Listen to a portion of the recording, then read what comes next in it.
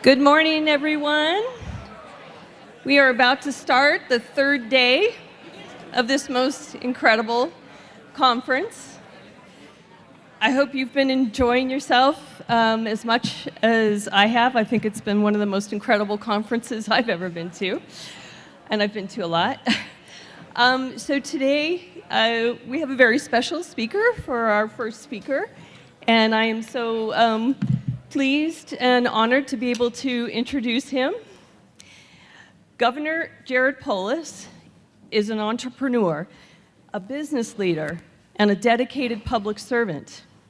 Under his leadership, Colorado is leading the way to protect our climate for future generations of Coloradans, preserving our precious water resources, and protecting our public lands and the wildlife that live on them and call them home.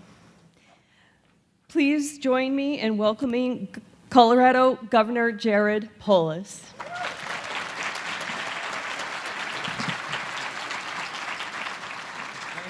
Thank you so much for coming. Thank you, of course.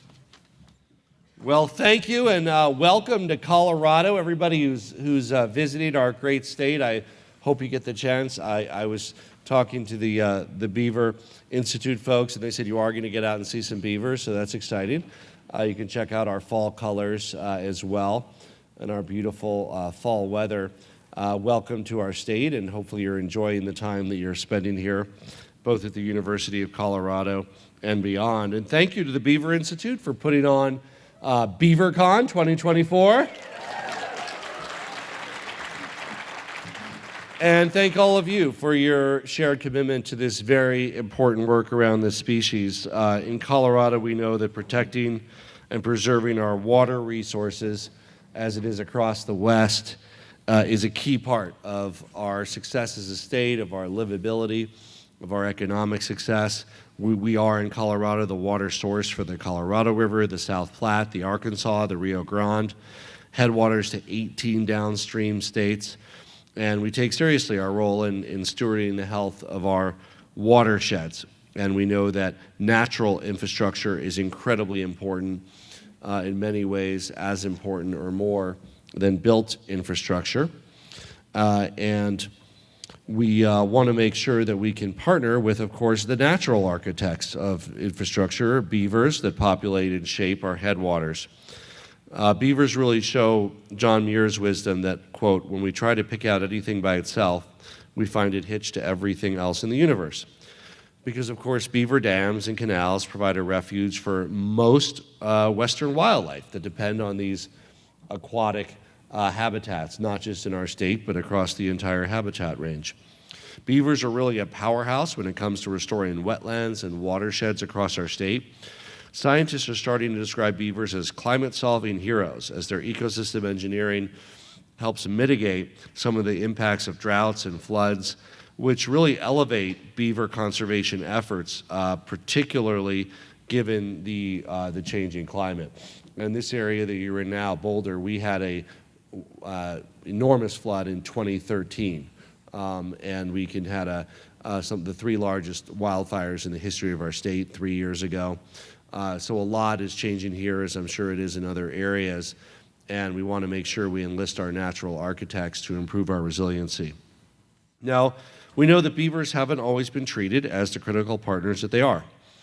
Through both trapping and habitat loss throughout history, it's led to a major depletion of Colorado's beaver population. And their absence has created dry streams, abnormally warm habitats, damaging floods, excessive sediment impacting downstream infrastructure and habitats, and hurt the success of other animals, from large game species to other kinds of birds and other animals as well. And frankly, we need beavers back in their historic numbers. And that's why in Colorado, we're focused on restoring beaver activity to our landscapes. Our state wildlife agency, and I think they're here, Colorado Parks and Wildlife, which is a partner in this conference, is working to conserve and expand beaver habitat.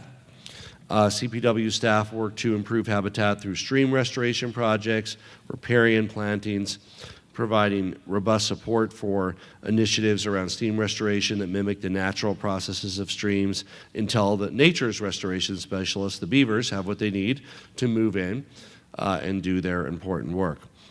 They also work for free. We don't have to pay them, which is great.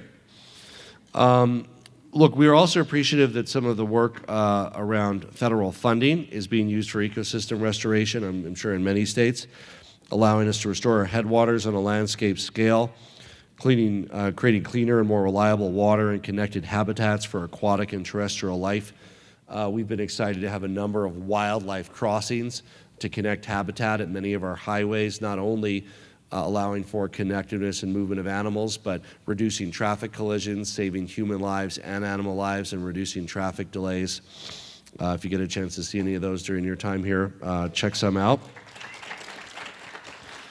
But we know we need to do more beaver coexistence work, and we look forward to working with the Beaver Institute on this. To build on these actions, Colorado Parks and Wildlife kicked off a process to create a statewide beaver management plan, and the CPW staff leading this effort are here at BeaverCON. Brian and Boyd, where are you guys? There they are. Thank you, Brian and Boyd.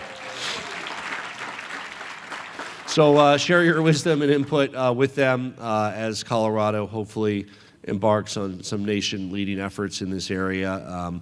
Our wildlife folks are very excited to be helping to lead that charge. These efforts are part of a broader effort to adapt to the realities of a changing climate and, of course, protect our quality of life, our environment, our water for generations to come. That includes embracing nature as a key ally. And our Office of Climate Preparedness works to advance nature-based resilience and adaptation strategies that help us sustain and improve biodiversity, strengthen resilience for disasters and hazard risk management, and of course support climate-smart development. For freshwater ecosystems, working with nature includes protecting and restoring wetlands to capture and filter water, reconnecting streams and rivers with the floodplains to increase their ability to refill our groundwater stores and dampen flooding, and managing for beavers to create, maintain, and expand our precious wetlands, of which we don't have a lot in Colorado. We're a very dry state. Last year, I signed a new bipartisan law to clarify the scale and types of stream restoration projects that can be implemented without impacting downstream water rights or triggering the need for complicated and uncertain water court processes. As we continue taking these actions to protect our streams and wetlands, we know that when the Supreme Court rolled back the protections for streams and wetlands, waters of the U.S., we stepped up, and I think we were the first state to adopt in statute. Protections for vulnerable waters with a similar scheme to the lapsed federal one. Colorado's universities, and you happen to be at one, welcome to University of Colorado at Boulder. We have many others, Colorado State University, down the road, School of Mines. They are leading the way to help increase our understanding about how beavers can help us adapt to climate change and the realities that we face on the ground. Colorado State University's Natural Heritage Initiative is pioneering ways to use machine learning and remote sensing to track beaver wetland changes throughout the Colorado River Basin. Our federal partners at the U.S. Forest Service and the Bureau of Land Management are working to kickstart natural processes in our watersheds, creating conditions for beavers to return to more headwater streams successfully. These approaches can help slow the release of spring snowmelt, which is even more important now than ever before since our snow is melting earlier than it used to, causing many of our streams to dry up and leave people without wildlife in later summer and fall. Many of our amazing Colorado ranchers, including our Parks and Wildlife Commission Chair, Dallas May, who's here. Where's Chairman May? He's not here right now. He was at the conference. Yes, you got to hear from Chairman May. Have embraced, he's a rancher in southeast Colorado. He embraced the benefits of living alongside beavers while innovating strategies for managing impacts to infrastructure. We're also encouraged by the emerging research coming out of the Cameron Peak burn area, which was Colorado's largest wildfire in the history of our state, revealing the important role of beaver dam complexes in mitigation for and recovery from these kinds of catastrophic wildfires. Beavers are nature's engineers, and it turns out they are also involved with being nature's firefighters and fire mitigation workers. If we've learned anything from our history, it's that we must work with nature and not against it. to improve biodiversity, strengthen resilience for disaster and hazard risk management, support climate adaptation, and ensure that Coloradans today and tomorrow can continue to thrive, as well as other residents across the country and the world. Beavers truly can be our partner and are our partner in climate action and resiliency and improving. They are critical in their own right. It's one of the many diverse species of wildlife that call the Americas home. You all get this. That's why you're here at BeaverCON 2022 in beautiful Boulder, Colorado. And I want to thank you for your work. The work that you've done nationally helps inform the science-driven work that we do here in Colorado. And we're grateful that the work that you're doing and the impact it has, yes, of course, on beavers, but also to preserve the health of our precious water and wildlife resources generally that rely on the work that beavers do. Thank you all, and welcome to Colorado.